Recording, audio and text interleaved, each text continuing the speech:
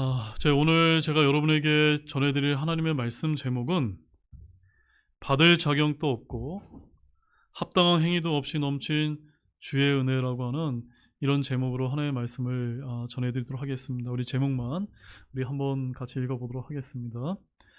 받을 자격도 없고 합당한 행위도 없이 넘친 주의 은혜. 맞습니까, 여러분? 네. 우리가 하나님께 받은 이 은혜는요, 저희들이 뭐 잘나서 받은 것이 아닙니다. 또 내가 똑똑해서, 또 내가 잘생겨서, 또 내가 능력이 대단해서 받은 그런 은혜가 아니라는 사실을 우리가 기억한다면 오늘 이 말씀을 듣는 이 시간이 여러분에게 정말로 놀라운 하나님의 그런 말씀의 은혜가 임하리라고 믿습니다. 하지만 이 모든 것이 내가 잘나서라고 이렇게 생각하신 그런 분이 계시다면 오늘 이 전달되어지는 이 하나님의 말씀 가운데서 여러분들이 그다지 이렇게 얻어갈 것이 없을 것입니다.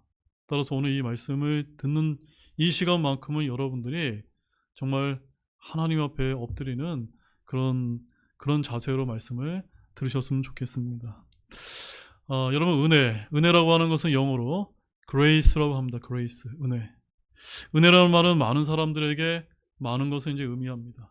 그러나 성경이 말씀하시는 은혜라고 하는 것은 무엇을 이제 뜻한다고 여러분 생각이 되어지십니까? 은혜가 무엇일까요? 성경이 말씀하시는 은혜라는 것은 방금 전에 제가 여러분에게 설명을 드렸던 것처럼 받을 자격도 없고 거기에 어떤 합당한 행위를 하지도 않고 혹은 그것을 되갚을 능력이 없는 어떤 사람에게 특별한 호의를 베푸는 것을 뜻하는 것입니다. 종종 성경에서 이런 은혜의 아름다운 사례들을 저와 여러분들이 발견할 수가 있는데 우리는 그런 놀라운 은혜에 또한 압도당할 때가 있다는 점입니다. 근데 오늘 이 본문에 나와 있는 이 다윗의 생애에서도 우리가 이제 그런 순간을 이제 발견할 수가 있다는 점입니다. 제 개인적인 의견으로는 그것은 구약 성경에서 가장 위대한 은혜의 신뢰라고 생각됩니다. 그것은 거의 발음하기도 어려운 한 알려지지 않은 인물과 관련되어 있는데 그 인물의 이름이 뭔지 아십니까? 그 인물의 이름은 무비보셋입니다. 무비보셋. 한번 따라해 보십시오. 무비보셋. 발음하기 어렵죠? 예. 이 무비보셋이 정말로 하나님의 은혜를 이제 입은 자라고 오늘 여기 이제 소개를 하고 있는데, 자, 먼저 본론에 들어가기 앞서서 우리는 이 무비보셋이 구약에서 다윗의 큰 은혜를 입었던 한 인물로 여기지 않으셨으면 좋겠습니다. 무슨 말씀이냐면 본문의 무비보셋이 영적으로 바로 저와 여러분을 뜻하기 때문인 것입니다. 이해하셨습니까?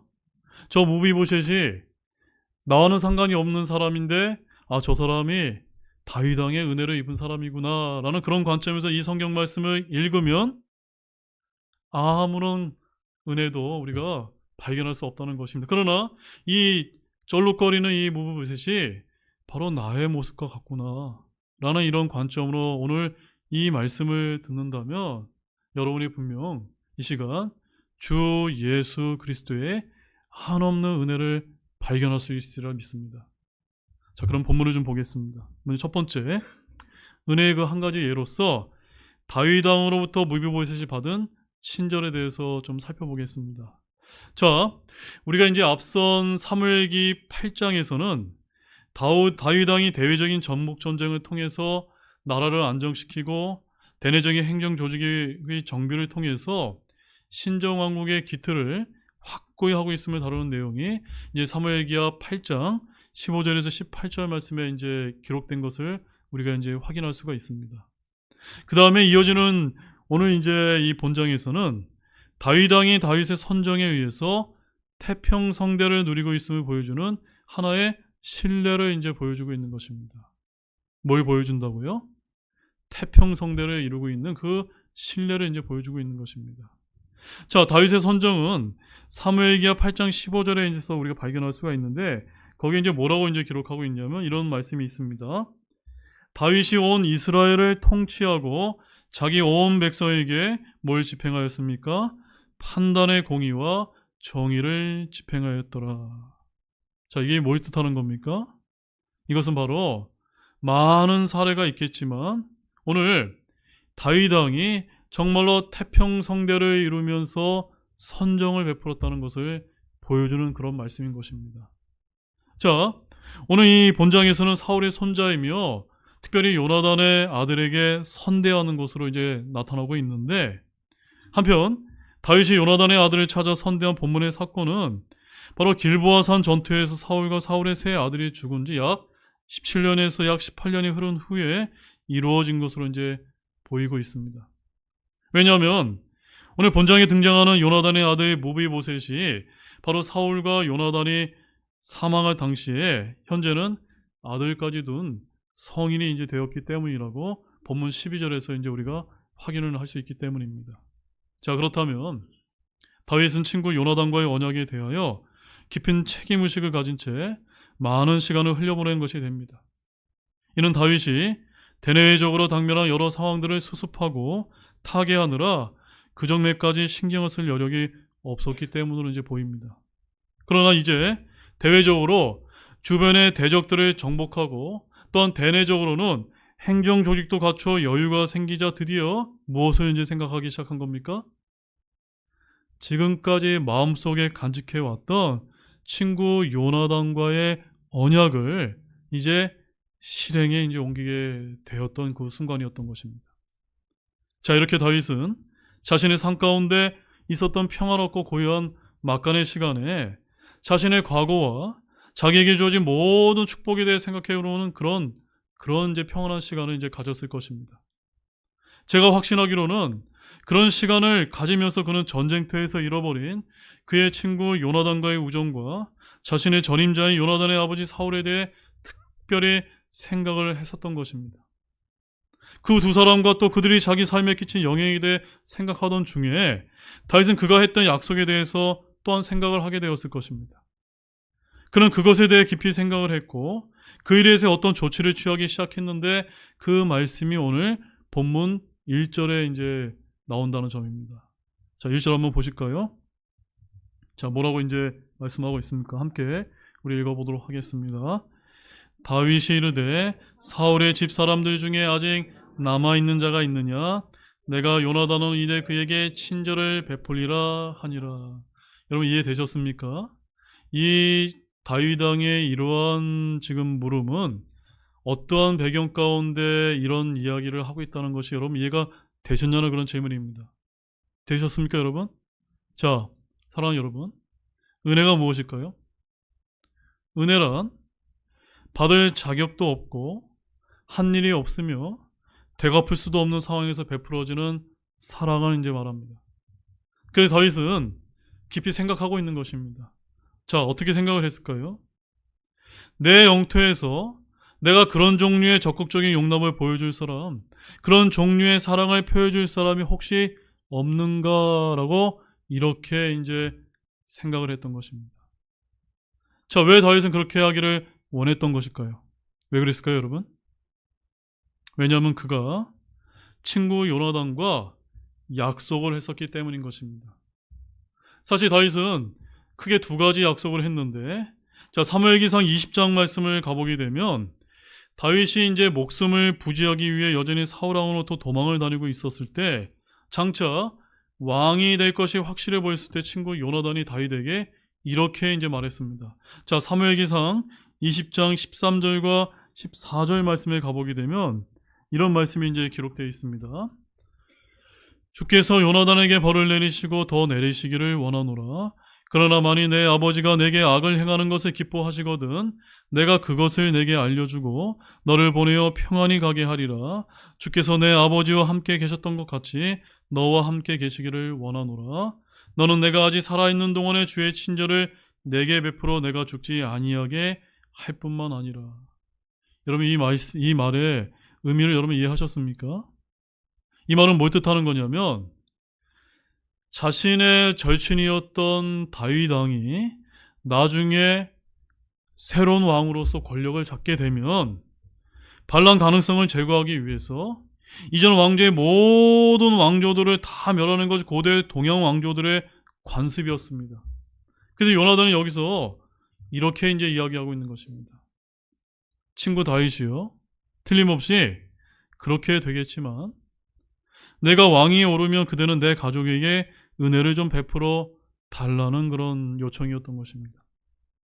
다른 왕들의 흔한 관습과 달리 우리 가족의 목숨을 보존시켜 달라는 그런 말이었던 것입니다. 우리가 잊혀진 존재들이 되지 않도록 우리 가족을 보살펴주고 보호해 줄 수 있는지 그렇게 이제 물었던 것입니다. 그러자 다윗이 어떻게 얘기했을까요? 망설임 없이 그렇게 하겠다라고 약속을 했던 것입니다. 요나단을 위한 그의 우정은 그로 하여금 자기 친구가 깰 수 없는 언약을 이제 맺게 했던 것입니다. 자, 사무엘기상 20장 16절 17절은 우리 같이 한번 읽어보도록 하겠습니다. 함께 읽겠습니다. 이렇게 요나단이 다윗의 집과 언약을 맺고 이르되 참으로 주께서 그 언약에 대한 책임을 다윗의 원수들 손에서 물으시기 원하노라 하니라. 요나단이 다윗을 사랑하였으므로 그에게 다시 맹세하게 하였으니 이는 요나단이 자기 혼을 사랑하는 것 같이 다윗을 사랑하였기 때문이더라. 여러분, 이 말씀을 읽으면서 이 다윗과 요나단이 친구로서 그 우정이 얼마나 깊었는지 여러분 그 마음이 읽혀지십니까? 정말 대단한 이런 우정으로 서로 형제의 사랑으로 아주 굉장히 깊은 사랑을 했던 그런 관계였던 것입니다. 그래서 여러분이 이제 기억을 하시겠지만 나중에 다윗이 동굴에서 사울의 목숨을 살펴준 후에 사울은 다윗에게 이제 이렇게 말한 바가 있는데 사무엘기상 24장 20절에서 22절 말씀도 한번 보십시오.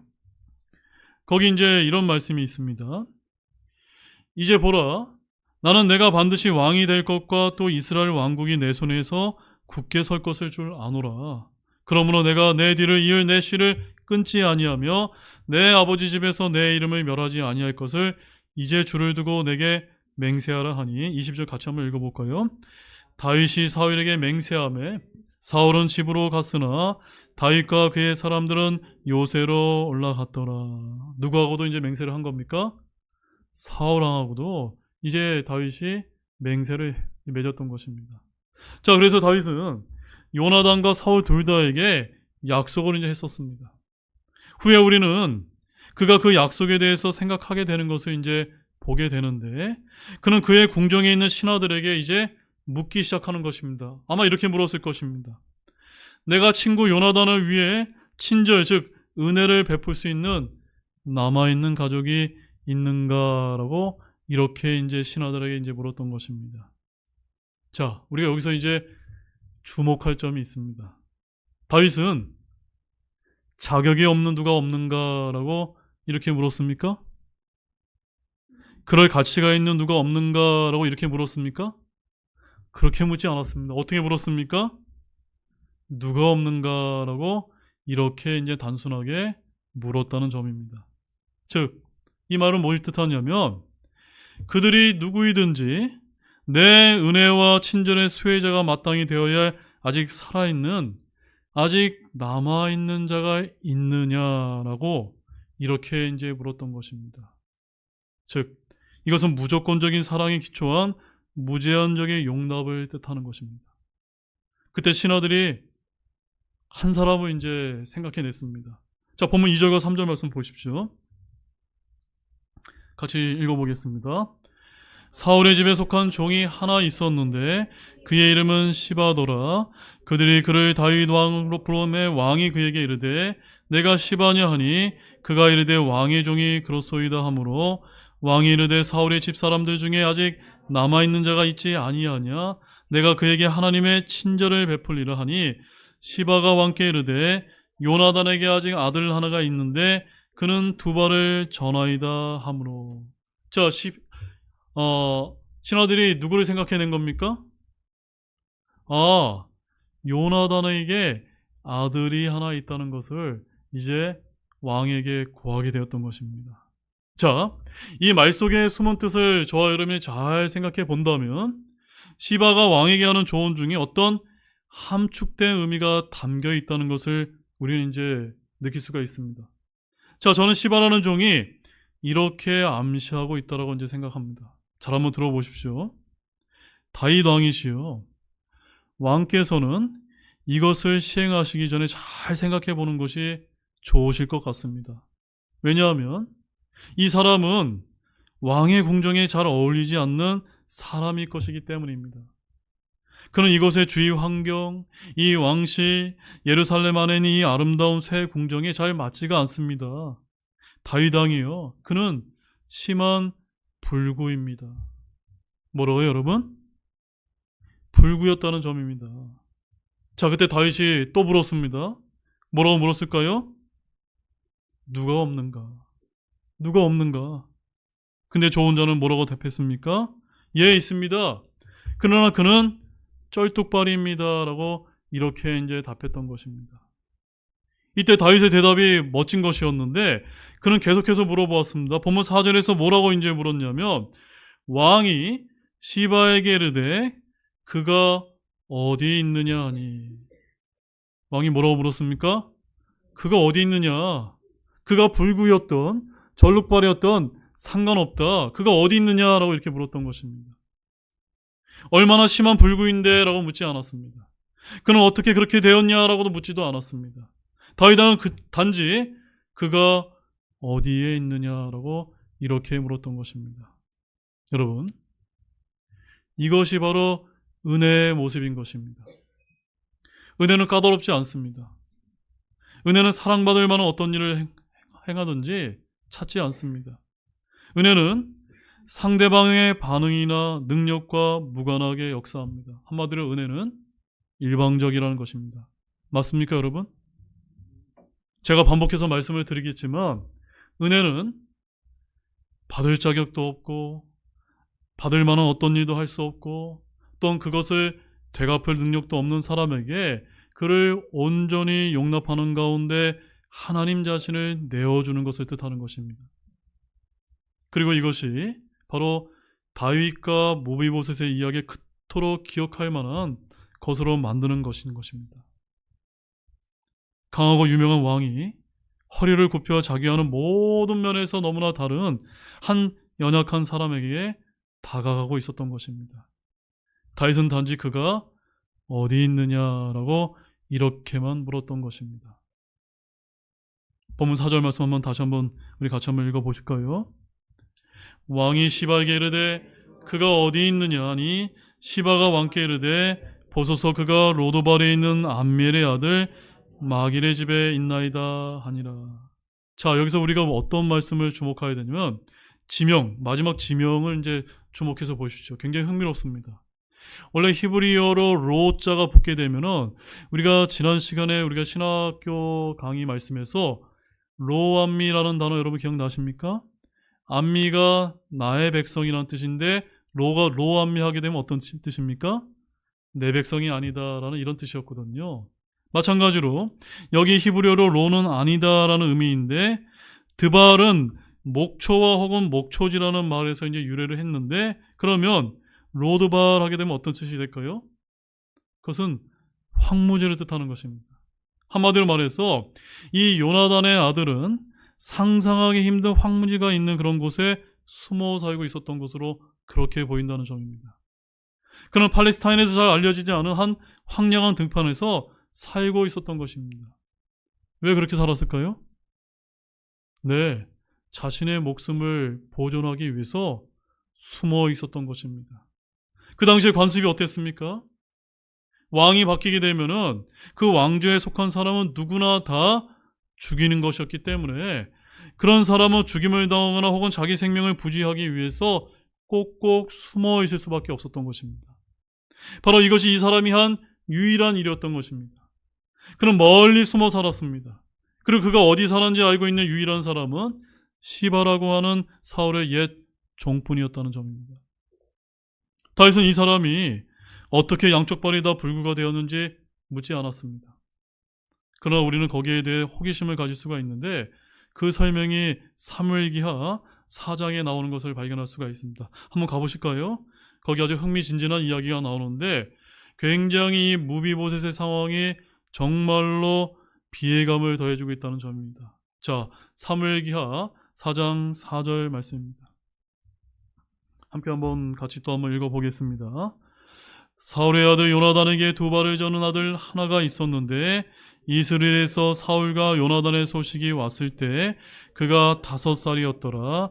그의 유모가 그를 안고 도망할 때 급히 도망하였으므로 그가 떨어져 발을 절게 되었는데 그의 이름은 무비보셋이더라.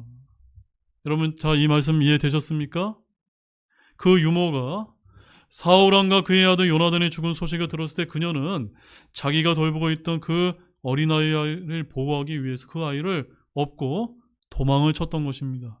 근데 너무 서둘렀기 때문에 아마도 발을 헛디뎌서 넘어졌던 것 같습니다.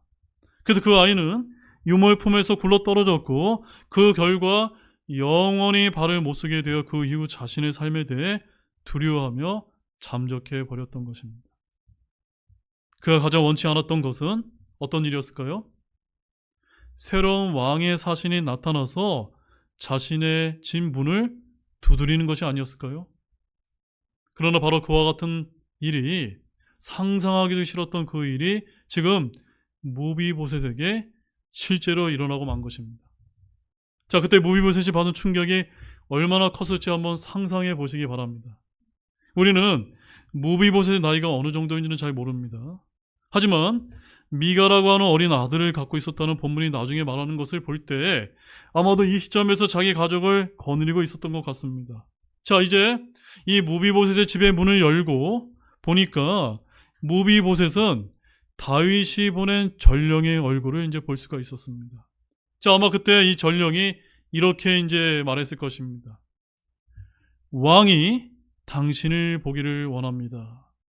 라고 이런 전가를 이제 무비보셋이 듣게 되었을 것입니다. 자, 그럼 거의 틀림없이 이렇게 이제 생각을 했을 것입니다. 아마 무비보셋이 그때 어떤 생각을 했을까요?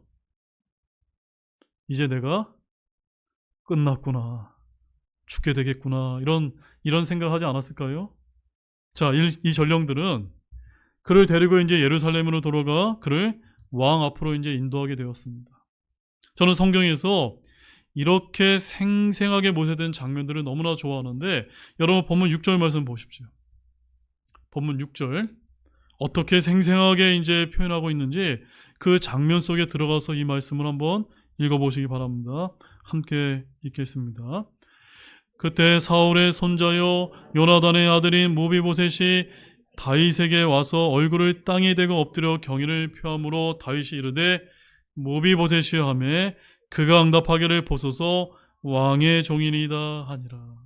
여러분 지금 한번 상상을 해보시죠.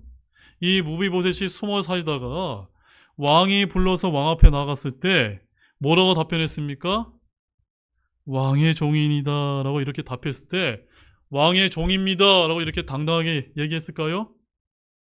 전혀 그렇지 않을 것입니다. 아마 매우 떨리는 이런 심정으로 왕의 종입니다 라고 이렇게 아마 얘기하지 않았을까요?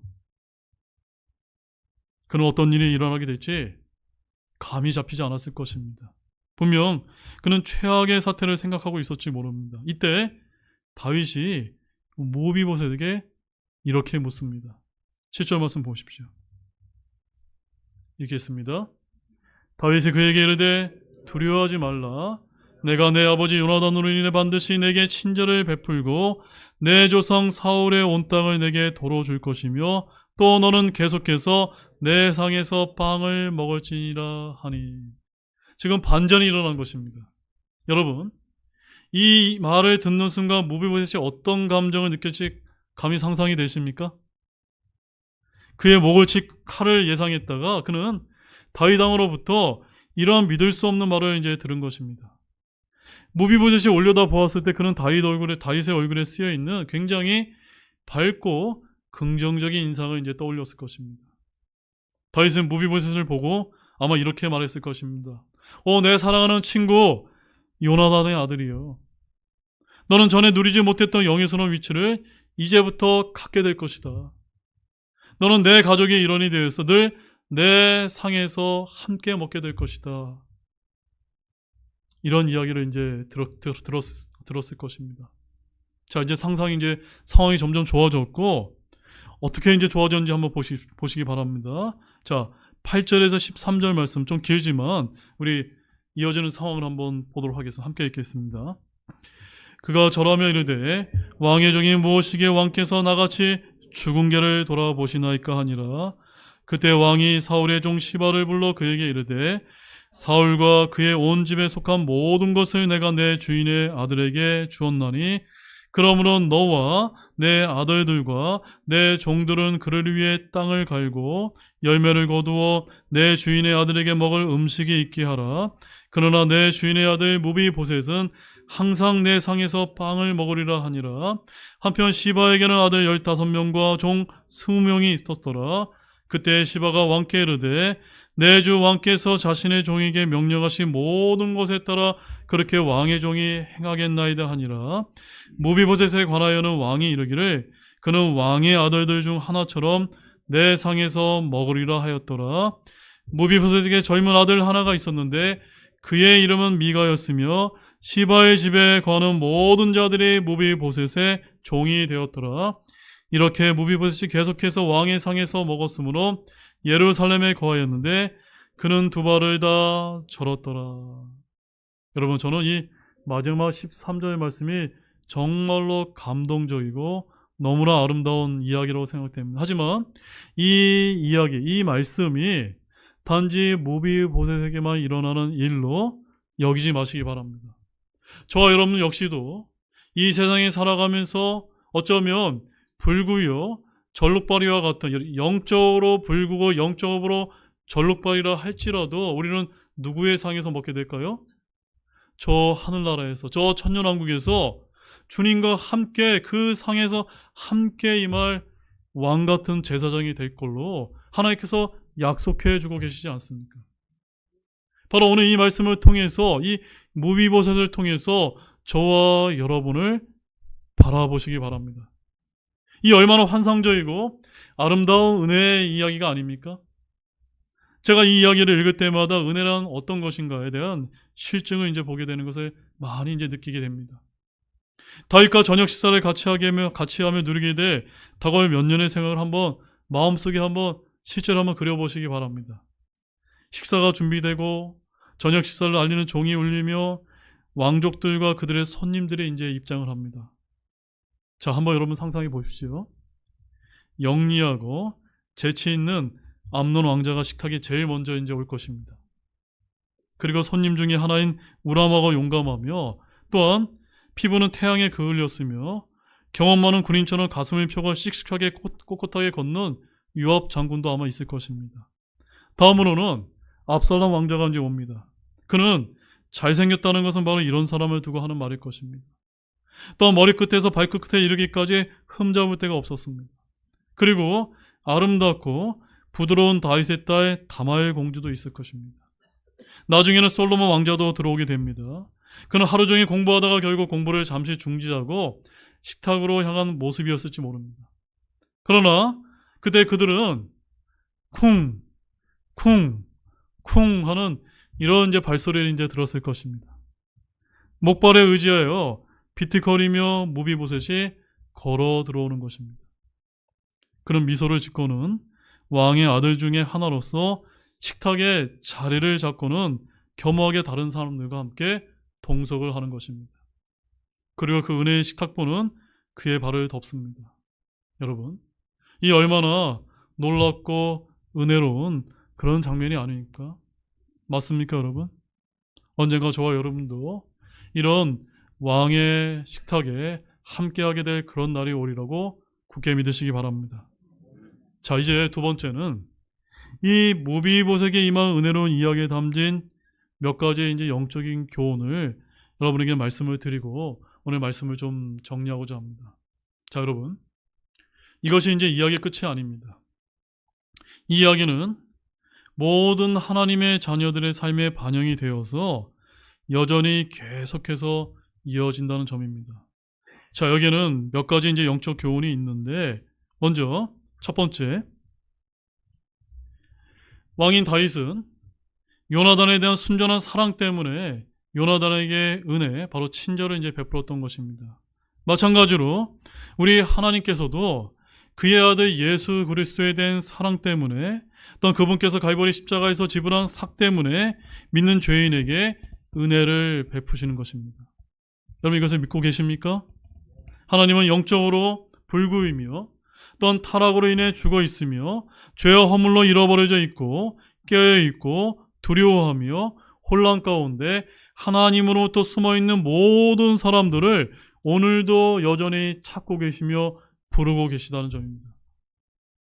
우리는 하나님께서 그의 아들에 대한 사랑으로 인해서 우리에게 은혜를 베푸셨기 때문에 오늘 하나님과 함께 동행하고 있음을 믿으시기 바랍니다. 그 다음에 두 번째는 무비보셋은 아무것도 가지고 있는 것이 없었고 아무것도 받을 자격이 없었으며 아무것도 대갚을 수 있는 것이 아무것도 없었습니다. 사실 심지어 그는 왕의 호의를 얻기 위해 노력한 것이 아무것도 없었습니다. 그는 왕으로부터 도망쳐 숨어 있었습니다. 마찬가지로 저와 여러분 역시도 똑같은 상황이었다는 점입니다. 우리는 아무것도 받을 자격이 없었습니다. 아무것도 가진 것이 없었습니다. 아무것도 하나님께 드릴 것이 없는 존재였습니다. 하나님이 우리를 발견하셨을 때 우리는 그분으로부터 숨어서 도망치고 있지 않았습니까? 우리 가운데 어떤 사람들은 음란과 불법적인 죄에 중독되어 있었을 때, 그리고 좌충우돌하고 계속 죄의식을 느끼고 있는 삶을 살고 있었을 때, 이어지는 성적인 방종 속에서 이런저런 혼란스러운 밤을 보냈으며 이런 삶이 결국 어디로 이끌 것인가 우려하며 헛된 삶에 빠져 있었던 그런 때를 돌이켜볼 수 있는 그런 분도 계실지 모릅니다. 여러분은 하나님께 아무것도 드릴 것이 없는 사람이었습니다. 여러분이 주님께 드릴 수 있었던 것이 아무것도 없었고 또한 진정으로 의를 드러낸다고 여러분이 말할 수 있는 그런 의로운 행위도 하나도 없었던 그런 죄인이었다는 점입니다. 그럼에도 불구하고 왕께서는 자신의 마음을 여러분에게 고정시키셨던 것입니다. 이것이 바로 은혜인 것입니다. 이것이 바로 하나님께서 우리가 우리 노력으로 얻을 수 없고 받을 자격도 없고 대갚을 수 없는 사랑과 용서를 나타내심으로써 우리를 위해서 베푸시는 것입니다. 이것은 바로 하나님의 놀라운 은혜인 것입니다. 은혜는 자유롭게 하는 어떤 힘이 있습니다. 은혜는 모든 요구사항들을 제거하며 심지어 우리의 응답조차도 하나님의 은혜의 능력으로 말미암는다는 점입니다. 왜냐하면 그분이 우리에게 오셔서 마치 이와 같이 말씀하는 것과 똑같습니다. 너는 내 것이다. 나는 너를 있는 그대로, 너가 목벌을 짚고 있든지 어떤 문제들을 갖고 있든지 어떤 연약한 많은 그런 모습을 갖고 있다 할지라도 내 모습 그대로 내가 너를 취하겠다라고 이렇게 말씀하고 계신 것이기 때문입니다. 바로 저와 여러분을 그와 같이 하나님께서 품으셨다는 사실을 여러분 알고 계십니까? 그 다음에 세 번째로 다윗은 무비보셋을 황량하고 메마른 곳으로부터 영의 서로 위치로 회복시키셨던 것입니다. 비탄에 잠긴 불구자를 숨어있는 곳, 아무런 풀밥도 없는 곳으로부터 취해서 풍요로운 곳, 왕 앞으로 데려나왔던 것입니다. 마찬가지로 하나님께서 우리가 있던 곳으로부터 취해내셔서 그분이 계신 곳으로 이끄심을 믿으시기 바랍니다. 그분은 과거에 우리가 아담과 함께 누렸던 특권을 우리에게 회복시키셨던 것입니다. 그 다음에 네 번째로 다윗은 무비보셋을 자기 가족의 일원으로 입양을 했고 무비보셋은 왕의 아들 중에 하나가 되었다는 사실입니다. 이것이 바로 하나님께서 믿는 죄인을 위해 하신 일이며 그것은 우리를 하늘왕의 가족이 되도록 입양을 하신 것입니다. 그분은 우리를 그분의 가족이 되도록 이끄시며 너는 내 식탁에 앉아 내 음식을 즐겨라. 나는 내게 내 생명을 주겠다라고 말씀하시는 것입니다. 자, 여러분 갈라디아서 4장 5절에서 7절 말씀 함께 읽어보시겠습니다. 갈라디아서 4장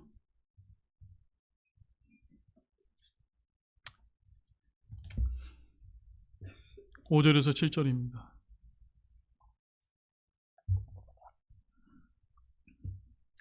갈라디아서 4장 5절에서 7절 다 찾으셨습니까? 매우 중요한 말씀이기 때문에 같이 큰 목소리로 한번 읽어보겠습니다. 이것은 율법의 아래에 있는 자들을 구속하시고 우리가 아들로 입양을 받게 하려 하심이라. 너희가 아들들이므로 하나님께서 자신의 아들의 영을 너희 마음속에 보내사 아바 아버지하고 부르짖게 하셨느니라. 그러므로 내가 더 이상 종이 아니요 아들이니 아들이면 그리스도를 통한 하나님의 상속자니라. 아멘이십니까? 여러분, 이 영을 여러분 다 받으셨습니까? 여러분은 하나님 아버지를 아바 아버지라고 부를 수 있는 그런 자격을 얻으셨습니까? 이 자격은 누가 주신 것입니까? 하나님께서 주셨는데 여러분이 그 받을 자격이 있기 때문에 주신 것입니까? 아니면 자격이 없는데도 불구하고 하나님께서 주신 것입니까? 자격이 없는데도 불구하고 하나님께서 베풀어 주신 것이 아닙니까? 사랑하는 여러분, 저와 여러분이 이러한 아무 자격도 없는 나에게 베푸셔서 이런 양자로 입양을 해주신 것에 대해서 감사를 이제 드리길 원합니다. 언젠가 우리는 그분의 식탁에 함께 앉아서 만왕의 왕이요 만주의 주이신 주님과 함께 저와 여러분을 왕같은 제사장으로 함께 만들어 주실 것입니다. 하나님 아버지께 이렇게 기도하기를 원합니다. 제가 찾지 않을 때도 저를 찾아주시고, 제가 가치가 없는데도 저를 사랑하시고, 제가 자격이 없는데도 저를 주님의 아들로 입양해 주셔서 너무나 감사합니다. 정말로 하나님의 은혜는 정말로 놀라우심을 굳게 믿는 모두가 되시기를 주님의 이름으로 간절히 축원드립니다. 다 같이 일어나시겠습니다.